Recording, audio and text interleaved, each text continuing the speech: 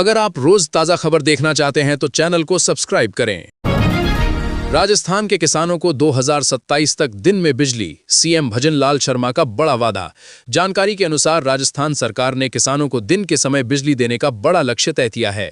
मुख्यमंत्री भजन लाल शर्मा ने घोषणा की है कि वर्ष 2027 तक राज्य के सभी जिलों में किसानों को दिन में बिजली उपलब्ध कराई जाएगी। फिलहाल 24 जिलों में ये सुविधा शुरू हो चुकी है और चरणबद्ध तरीके से इसे पूरे राज्य में लागू किया जा रहा है। इस योजना से किसानों को रात में सिंचाई की परेशानी से राहत मिलेगी और खेती करना आसान हो जाएगा। दिल्ली के रोहिणी में प्लास्टिक गोदाम में भीषण आग, मासूम समेत 3 की मौत। जानकारी के अनुसार दिल्ली के रोहिणी इलाके में प्लास्टिक कबाड़ वाले गोदाम में देर रात भीषण आग लग गई, जिससे पास की झुग्गियों में आग फैल गई। बताया जा रहा है कि इस हादसे में एक ही परिवार के 3 लोगों, जिनमें एक मासूम बच्चा भी शामिल है, की मौत हो गई। फायर ब्रिगेड की कई गाड़ियों ने मौके पर पहुंचकर आग पर काबू पाया, लेकिन संकरी गलियों के कारण राहत कार्य में दिक्कत आई। फिलहाल आग लगने के कारणों की जांच की जा रही है। आगरा में गेहूं खरीद व्यवस्था फेल, 47 में से सिर्फ 5 केंद्र चालू।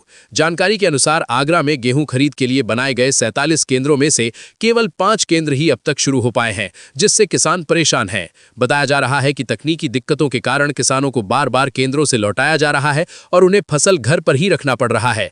खरीद प्रक्रिया 30 मार्च से शुरू होनी थी, लेकिन ई-पॉप मशीन, आईडी और अन्य व्यवस्थाओं में देरी के कारण काम प्रभावित हुआ। ब्रह्मपुत्र पर चीन बना रहा दुनिया का सबसे बड़ा बांध, भारत में बढ़ी चिंता। जानकारी के अनुसार चीन तिब्बत में ब्रह्मपुत्र नदी यानी यारलुंग सांगपो पर दुनिया का सबसे बड़ा जल विद्युत बांध बना रहा है, जो 3 गॉर्जेस डैम से भी बड़ा होगा। बताया जा रहा है कि यह प्रोजेक्ट इतना विशाल है कि पहले बने बांध ने पृथ्वी की घूर्णन गति को भी थोड़ा प्रभावित किया था। इस परियोजना से भारत के पूर्वोत्तर राज्यों में जल प्रवाह, खेती और पर्यावरण पर असर पड़ने की आशंका है। विशेषज्ञों के अनुसार चीन के पास नदी के पानी को नियंत्रित करने की क्षमता बढ़ सकती है, जिससे भविष्य में बाढ़ या जल संकट का भी खतरा पैदा हो सकता है। आगरा में 100 से ज्यादा स्कूल, होटल, अस्पताल पर कार्रवाई, बिजली पानी कटेगा। जानकारी के अनुसार आगरा में आवासीय इलाकों में अवैध रूप से चल रहे 100 से अधिक स्कूल, होटल और अस्पतालों पर सख्त कार्रवाई की तैयारी है। इन संस्थानों के बिजली और पानी के कनेक्शन काटने के साथ उनकी मान्यता और पंजीकरण भी रद्द किया जा सकता है। बताया जा रहा है कि आवास विकास परिषद के सर्वे में ऐसे कई अवैध निर्माण सामने आए हैं। संबंधित विभागों को कार्रवाई के निर्देश दिए गए हैं और जरूरत पड़ने पर पुलिस बल भी लगाया जाएगा। मालदीव अमेरिका के रिश्तों में तनाव, राष्ट्रपति मुइज्जू ने यूएस दूत से मुलाकात ठुकराई। जानकारी के अनुसार मालदीव के राष्ट्रपति मोहम्मद मुइज्जू ने अमेरिका के विशेष दूत सर्जियो गोर से निर्धारित मुलाकात रद्द कर दी। बताया जा रहा है कि दूत ने विदेश और रक्षा मंत्रियों से बातचीत की, लेकिन राष्ट्रपति से मुलाकात नहीं हो सकी। इस घटनाक्रम को मालदीव की विदेश नीति और मौजूदा राजनीतिक आर्थिक हालात से जोड़कर देखा जा रहा है, जिससे दोनों देशों के रिश्तों में तनाव बढ़ने की चर्चा तेज हो गई है। बेंगलुरु में दिल दहला देने वाली घटना, मां पर बेटी की हत्या का आरोप। जानकारी के अनुसार बेंगलुरु में 13 साल की बच्ची मृत पाई गई और मामले में उसकी मां की भी संदिग्ध हालात में मौत हो गई। बताया जा रहा है कि शुरुआती जांच में मां पर बच्ची की हत्या का आरोप सामने आ रहा है। घटना के बाद इलाके में सनसनी फैल गई है और पुलिस ने दोनों के शव पोस्टमार्टम के लिए भेज दिए हैं। फिलहाल पूरे मामले की गहराई से जांच की जा रही है और मौत के कारणों का पता लगाया जा रहा है। केजरीवाल ने कोर्ट में दाखिल किया नया हलफनामा, जज पर उठाए सवाल। जानकारी के अनुसार केजरीवाल ने दिल्ली हाई कोर्ट में एक अतिरिक्त हलफनामा दाखिल किया है, जिसमें उन्होंने जज पर निष्पक्ष सुनवाई को लेकर चिंता जताई है। बताया जा रहा है कि यह मामला शराब नीति से जुड़ा है, जिसकी जांच सेंट्रल ब्यूरो ऑफ इन्वेस्टिगेशन कर रही है। कथित तौर पर हलफनामे में जज के परिवार के सीबीआई से जुड़े होने जैसे मुद्दे उठाए गए हैं, जिसके आधार पर उन्होंने जज को केस से अलग होने की मांग की है। फिलहाल कोर्ट इस पूरे मामले पर सुनवाई कर रहा है और फैसला आना बाकी है। मणिपुर के बिष्णुपुर में हिंसा भड़की, प्रदर्शनकारियों और सुरक्षा बलों में झड़प, कर्फ्यू लागू। जानकारी के अनुसार मणिपुर के बिष्णुपुर जिले में प्रदर्शन के दौरान हालात बिगड़ गए और प्रदर्शनकारियों और सुरक्षा बलों के बीच हिंसक झड़प हो गई। बताया जा रहा है कि भीड़ ने सुरक्षा बलों के काफिले को रोककर वाहनों में आग लगा दी, जिसमें करीब 18 लोग घायल हुए हैं। ये विरोध हाल ही में हुए बम धमाके में बच्चों की मौत के बाद भड़का था। स्थिति नियंत्रण में लाने के लिए पुलिस ने आंसू गैस का इस्तेमाल किया और इलाके में कर्फ्यू लागू कर दिया गया है। कुल्लू में त्रिशा को बेस्ट परफॉर्मेंस अवार्ड, प्रतिभा से जीता दिल। जानकारी के अनुसार हिमाचल प्रदेश के मनाली में आयोजित राइज ऑफ डांसिंग स्टार और मिस कुल्लू प्रतियोगिता में प्रतिभागियों ने शानदार प्रदर्शन किया। बताया जा रहा है कि इस प्रतियोगिता में त्रिशा चौधरी को उनके बेहतरीन प्रदर्शन के लिए बेस्ट परफॉर्मेंस अवार्ड से सम्मानित किया गया। इस कार्यक्रम में कई प्रतिभागियों ने हिस्सा लिया और अपनी कला का प्रदर्शन किया। आयोजकों के अनुसार फाइनल राउंड जल्द ही बड़े स्तर पर आयोजित किया जाएगा, जिसमें विजेताओं का चयन किया जाएगा। महिलाओं का संकल्प बदलेगा समाज की तस्वीर, जागरूकता से आएगा बड़ा बदलाव। जानकारी के अनुसार समाज में सकारात्मक बदलाव लाने में महिलाओं की भूमिका बेहद महत्वपूर्ण मानी जा रही है। बताया जा रहा है कि जब महिलाएं शिक्षा, आत्मनिर्भरता और अधिकारों के प्रति जागरूक होती हैं तो पूरा समाज आगे बढ़ता है। विशेषज्ञों का मानना है कि महिलाओं का दृढ़ संकल्प सामाजिक कुरीतियों को खत्म कर सकता है और नई सोच को जन्म देता है। यही कारण है कि महिला सशक्तिकरण को देश के विकास की सबसे बड़ी ताकत माना जा रहा है। वैज्ञानिकों ने बनाया स्मार्ट टूथपेस्ट, पायरिया के इलाज में नई उम्मीद। जानकारी के अनुसार वैज्ञानिकों ने एक खास स्मार्ट टूथपेस्ट विकसित किया है जो मसूड़ों की बीमारी पायरिया यानी पेरियोडोंटिटिस पैदा करने वाले हानिकारक बैक्टीरिया को निशाना बनाता है। खास बात यह है कि ये मुंह के अच्छे बैक्टीरिया को नुकसान नहीं पहुंचाता। बताया जा रहा है कि ये तकनीक सिर्फ खराब बैक्टीरिया की वृद्धि को रोकती है, जिससे मुंह का संतुलन बना रहता है और बीमारी दोबारा होने का खतरा कम हो सकता है। FY26 में ऑटो सेक्टर का रिकॉर्ड, टू व्हीलर और कार बिक्री ने बनाया नया इतिहास। जानकारी के अनुसार भारत में वित्त वर्ष 2025-26 में ऑटोमोबाइल सेक्टर ने अब तक की सबसे ज्यादा बिक्री दर्ज की है। Society of Indian automobile manufacturers के मुताबिक कुल बिक्री करीब 2.83 करोड़ यूनिट तक पहुंच गई, जो पिछले साल से करीब 10% ज्यादा है। इस दौरान टू व्हीलर बिक्री 2.17 करोड़ और पैसेंजर वाहन बिक्री 46 लाख से ज्यादा रही। विशेषज्ञों के अनुसार टैक्स में राहत, सस्ती फाइनेंसिंग और बढ़ती मांग ने इस ग्रोथ को बढ़ावा दिया है। बरेली में सिटी स्टेशन रोड छोटे वाहनों के लिए खुली, लोगों को मिली राहत। जानकारी के अनुसार बरेली में सिटी स्टेशन रोड को छोटे वाहनों के लिए खोल दिया गया है, जिससे इलाके में यातायात व्यवस्था धीरे धीरे सामान्य होने लगी है। बताया जा रहा है कि लंबे समय से बंद रहने के कारण लोगों को काफी परेशानी का सामना करना पड़ रहा था। प्रशासन का कहना है कि जल्द ही पूरी सड़क को सभी वाहनों के लिए खोल दिया जाएगा। इस फैसले से जाम की समस्या कम होने और लोगों को आवागमन में बड़ी राहत मिलने की उम्मीद है। यूपी में स्कूल खुले 15 दिन, फिर भी किताबों का इंतजार जारी। जानकारी के अनुसार उत्तर प्रदेश में नया शैक्षणिक सत्र शुरू हुए करीब 15 दिन हो चुके हैं, लेकिन अब भी कई स्कूलों में छात्रों को नई किताबें नहीं मिल पाई हैं। बताया जा रहा है कि किताबों की आपूर्ति और वितरण प्रक्रिया धीमी होने के कारण ये समस्या बनी हुई है।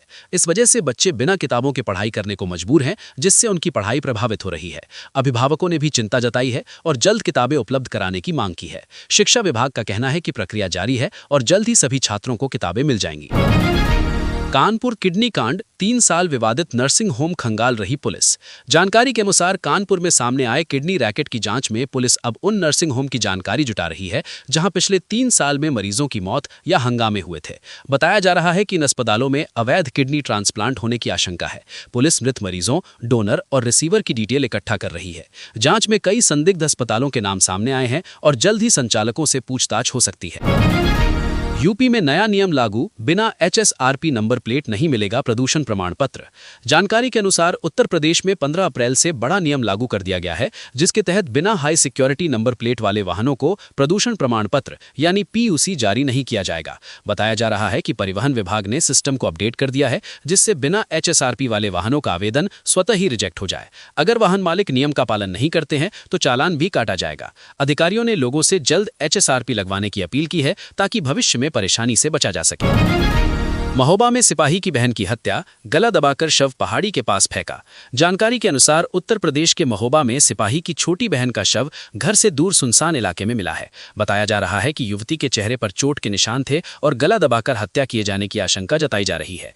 घटना के बाद इलाके में सनसनी फैल गई है। पुलिस ने शव को पोस्टमार्टम के लिए भेजकर जांच शुरू कर दी है। परिजनों ने हत्या का आरोप लगाया है और जल्द आरोपियों की गिरफ्तारी की मांग की है।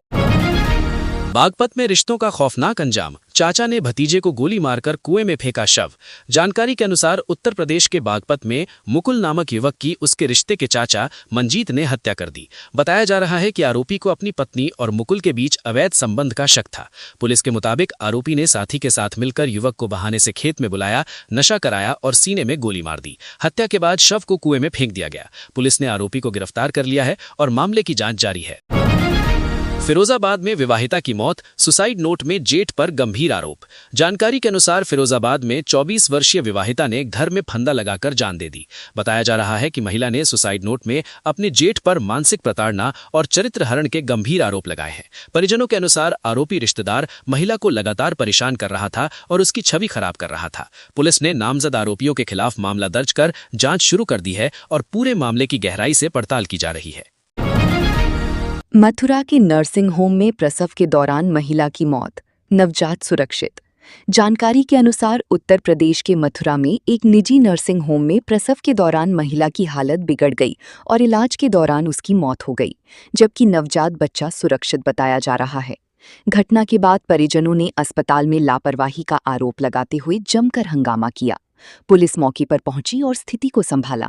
फिलहाल मामले की जांच की जा रही है और स्वास्थ्य विभाग भी पूरी प्रकरण की जांच में जुट गया है। मथुरा में अवैध मोटरबोट बन रही खतरा, बिना लाइसेंस और सुरक्षा जांच के संचालन। जानकारी के अनुसार मथुरा में यमुना नदी में चलने वाली कई नाव और मोटरबोट बिना लाइसेंस और सुरक्षा मानकों के तैयार की जा रही हैं।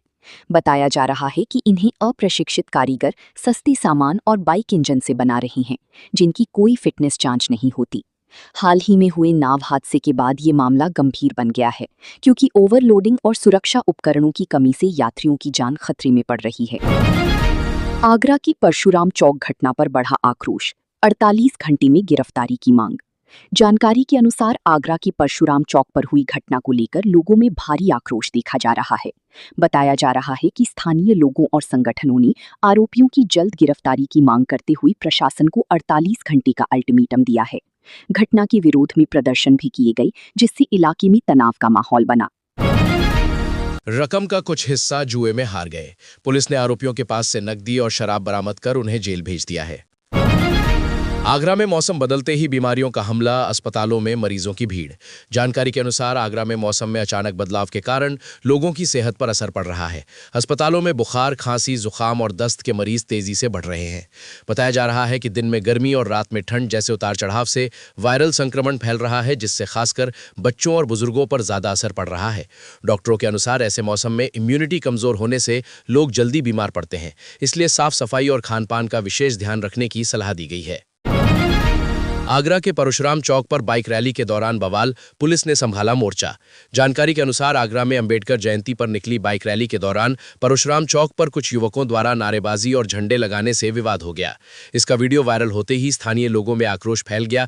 बताया जा रहा है कि विरोध में लोग मौके पर इकट्ठा हो गए और हंगामा शुरू हो गया, जिसके बाद पुलिस ने मौके पर पहुंचकर स्थिति को नियंत्रित किया।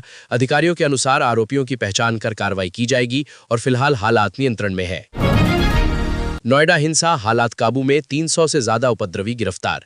जानकारी के अनुसार नोएडा में फैक्ट्री कर्मचारियों के प्रदर्शन के दौरान हुई हिंसा के बाद अब स्थिति नियंत्रण में है। पुलिस ने अब तक 7 FIR दर्ज कर 300 से अधिक उपद्रवियों को गिरफ्तार किया है। बताया जा रहा है कि सोशल मीडिया और व्हाट्सएप के जरिए लोगों को भड़काने वालों की तलाश तेज कर दी गई है। STF भी जांच में जुटी है और कुछ बाहरी संगठनों की संलिप्तता के संकेत मिले हैं।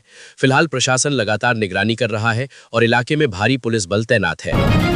संघर्षों से उभरी अलीगढ़ की निशा, 3 बार नेशनल खेलकर बढ़ाया मान।